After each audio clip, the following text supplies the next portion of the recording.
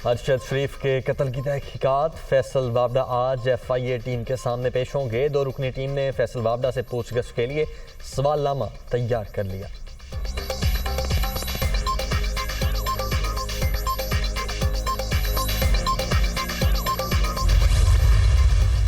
इमरान खान पर हमले और अरशद शरीफ कत्ल के हवाले से तस्नीम हैदर नामी शख्स के बयान बेबुनियाद करार।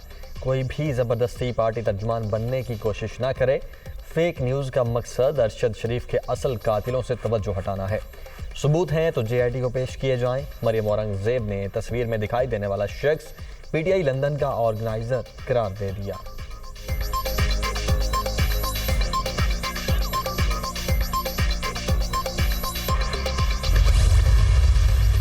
तस्नीम हैदर का बयान इंतहाई संगीन मजाक। इसी शख्स ने गुज़श्ता दिनों अस्करी क़यादत के खिलाफ लंदन में मुजाहरे करवाए। इर्द गिर्द बैठे अफराद भी PTI के रहनुमा हैं।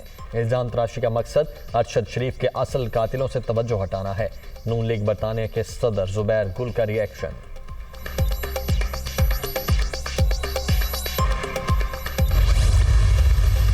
वज़ीराबाद वाक़े की तहकीकात का दायरा कार वसी। तस्नीम हैदर को शामिल तफ्तीश कर लिया गया।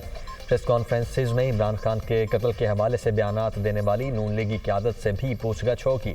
मुशीर दाखिला पंजाब उमर सरफराज चीमा।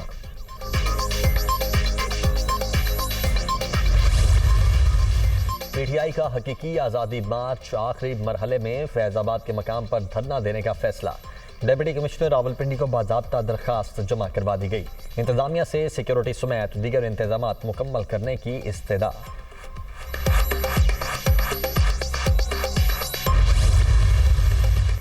हुकूमती प्लानिंग का इल्म है 26 नवंबर को बड़ा सरप्राइज मिलेगा। सदर आरिफ अलवी के जरिए पैगाम भिजवाए गए। ये दोनों अतराफ से फंस चुके हैं। इलेक्शन करवाते हैं तो फारिग हो जाएंगे, नहीं करवाते तो पाकिस्तान के दिवालिया होने का खदशा है।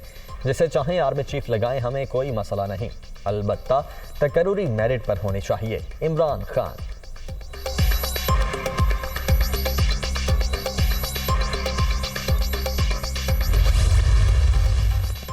इमरान खान लॉन्ग मार्च नहीं फरलॉन्ग मार्च करते हैं और फिर घर बैठ जाते हैं। अब कहते हैं साजिश को भूल जाओ, कागज गुम हो गया। तहरीक इंसाफ ने मुल्क का बेड़ा गर्क कर दिया। महंगाई की दलदल में बुरी तरह फंस चुके हैं। मौलाना फजलुर रहमान की तनकीद। पंजाब के 10 अजला में एयर और वाटर क्वालिटी मॉनिटरिंग सिस्टम लगाने का फैसला। आलमी bank Punjab green development project के लिए $200 मिलियन का आसान कर्जा देगा। लाहौर में 25 इलेक्ट्रिक बसों से माहौल दोस्त पायलट प्रोजेक्ट का आगाज किया जाएगा।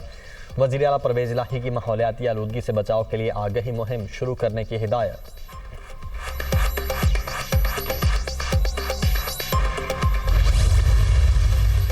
परवीन रहमान कत्ल केस सिंध हाई कोर्ट ने मुलजिमों की सजाओं को करारदम करार दे दिया। इंसदाद दहशतगर्दी अदालत ने मुलजिम रहीम सवाती, अमजद हुसैन, अय्याज सवाती और अहमद हुसैन को 2 बार उम्र कैद की सजा सुनाई थी।